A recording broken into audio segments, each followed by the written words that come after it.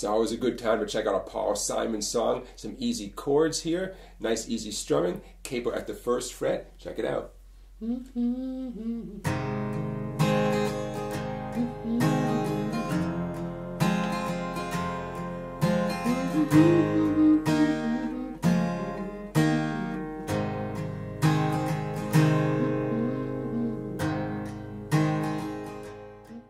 So here's what you need for Slip Slidin' Away. Capo at the first fret if you're going to play along with the original recording. The chords in order of appearance, you need G, E minor, C, D, and F. And if you have any concerns about your ability to play an F chord, I made a video helping you with an F chord, with all the different options you have for F.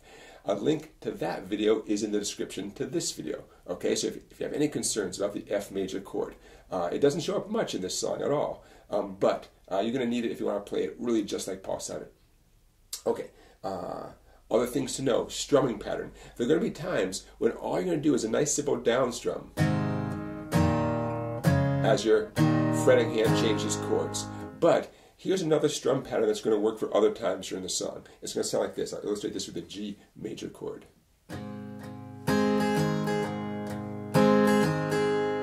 Okay, now this is my idea of a great way to accompany the tune. The song itself doesn't have a distinctive rhythm guitar part, so you have some freedom. So here's what I would do. I'm hitting the maybe 3 bass strings with 2 light downstrokes. And then I bring my hand over towards maybe the 4 treble strings for a little down, up, down, up. Put it together, you have.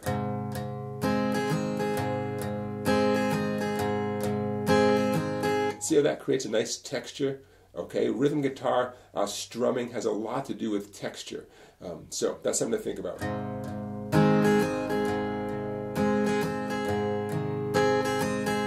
Okay, and you can do that on any of the chords that you need for the song, and you'll see how that applies to the chords as we get into the chorus and the verse.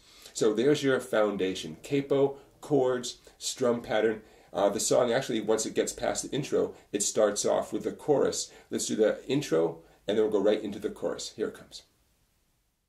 So get your capo off the first fret, grab your G major chord, and here's the intro. G major 2, here we go.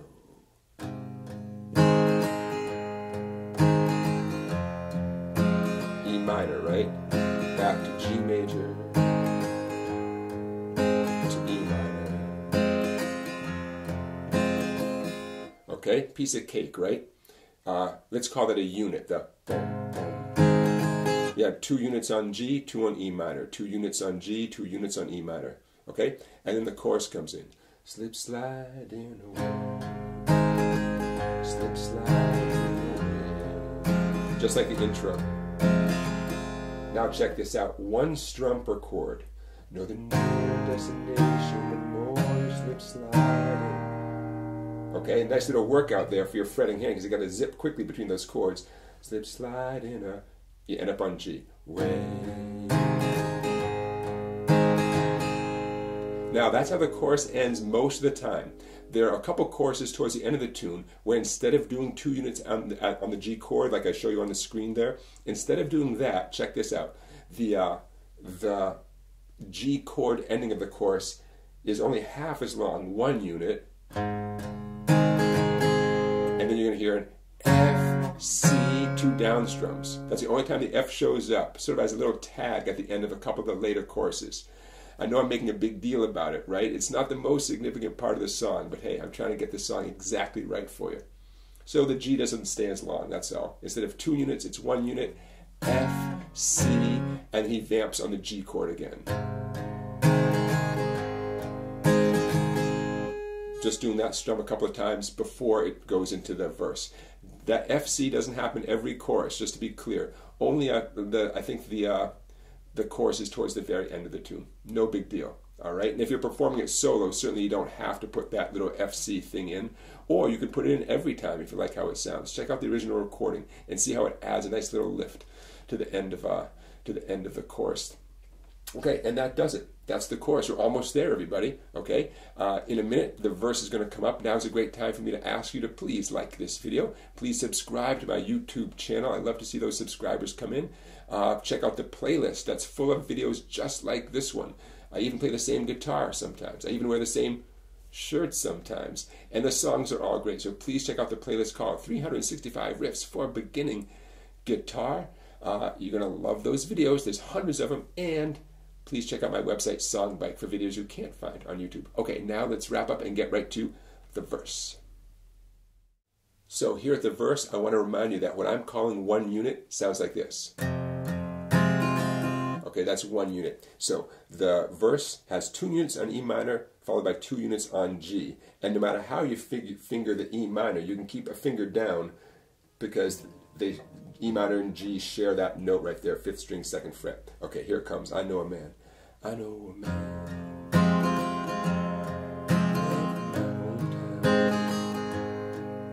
War's passion for his woman like a thorny crown.